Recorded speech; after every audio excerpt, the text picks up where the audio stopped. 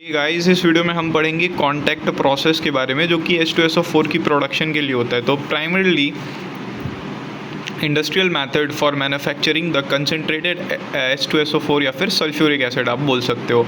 Contact process है क्या? ये एक प्राइमरी इंडस्ट्रियल मेथड है जिससे हम मैन्युफैक्चर कर सकते हैं कंसनट्रेटेड सल्फ्यूरिक एसिड को। अब हाँ, यहाँ पे कि कितना परसेंट करते हैं, कई बार ये भी क्वेश्चन पूछा जा सकता है। तो ये होता है 98% कॉन्सेंट्रेशन का। The process generally divided is, मतलब ये जो प्रोसेस है इसको जनरली कितने स्टेप्स में डिवाइड किया गया है वो बता रहा है। तो the process is generally divided into 4 steps.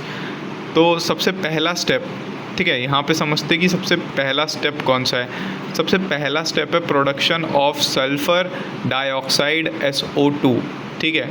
Sulphur और सल्फाइड ओर लाइक आयरन पायराइड्स, तो ये क्या है, ये बर्न करे जाते हैं एक्सेस एयर में, ताकि इसमें जो सल्फ़र है वो प्लस हो जाए ऑक्सीजन के साथ। मतलब S+O2 गिव्स आउट SO2, ठीक है। ये सॉलिड फॉर्म में है, एटमॉस्फेरिक में आपका ऑक्सीजन रहेगा, तो ये गैसियस फॉर्म में है, SO2 आपको यहाँ पे मिल जाएगा। तो आई होप पहला स्टेप समझ में आ गया। सेकेंड स्टेप की तरफ बढ़ते हैं। Catalytic oxidation of SO2 to SO3 यानी सल्फ़र ट्राईऑक्साइड, यानी कैटेलिटिक ऑक्सीडेशन करेंगे सल्फ़र डाइऑक्साइड का सल्फ़र ट्राईऑक्साइड में। ऑक्सीडेशन वर्ड का क्या मतलब होता है कि एडिशन ऑफ ऑक्सीजन यहाँ पे हो जाएगा। अब ये कैसे होगा उसको समझते हैं। This is critical reversible and exothermic step. It is carried out in a converter using vanadium pentoxide V2O5 as a catalyst। तो क्वेश्चन एग्जाम में आता है सबसे पहले कि कौन सा कैटलिस्ट है जो यूज़ होता है कॉन्टैक्ट प्रोसेस में।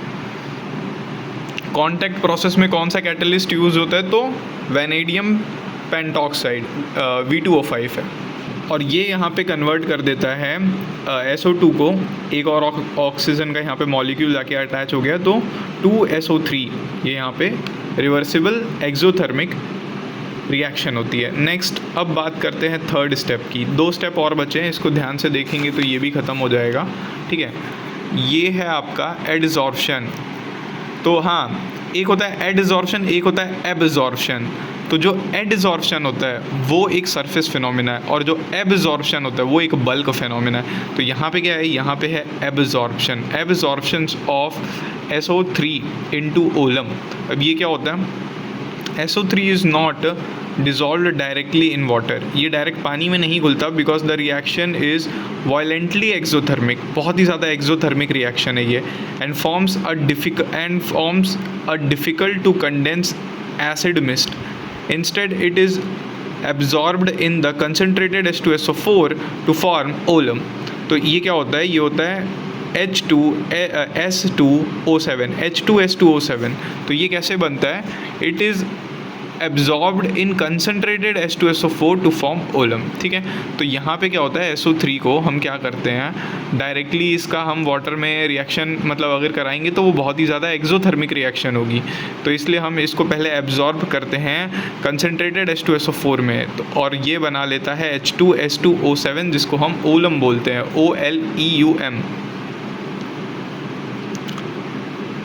अब यहाँ पे है SO3 plus H2SO4 gives out H2S2O7। ये आपकी रिएक्शन हो गई, थर्ड रिएक्शन। और ये प्रोसेस में आखिर क्या केमिकल प्रोसेस हो रही है, तो इसमें आप देख सकते हो एब्जॉर्प्शन हो रहा है, एब्जॉर्ब हो रहा है। अब आता है अपना लास्ट स्टेप, जो कि होता है डाइल्यूट करना। तो ये है डाइल्यूजन ऑफ ओलम। तो इसमें क्या होता है, इसको ओलियम भी बोल सकते हो, ओलम भी बोल सकते हो, प्रोनाउंसिएशन पे, ठीक है। ओलियम बोल सकते हैं, ठीक है, ओलियम ही प्रेफर कर लेते हैं। तो इसमें क्या होता है ना कि oleum is carefully diluted with the water to produce the sulphuric acid of the desired concentration. तो H2S2O7 plus H2O gives out 2H2SO4। तो ये आपको मिल गया प्रोडक्ट। और ये मिला कैसे, आपने बस इसमें पानी का एडिशन कराया, ठीक है। ओलियम या फिर ओलम जो आपके पास था उसको आपने पानी में डाला और आपको सल्फ्यूरिक एसिड मिल गया, और इसका कंसंट्रेशन कितना आता है, 98, है ना। तो ये था पूरा कॉन्टैक्ट प्रोसेस। आई होप आपको समझ में आ गया होगा।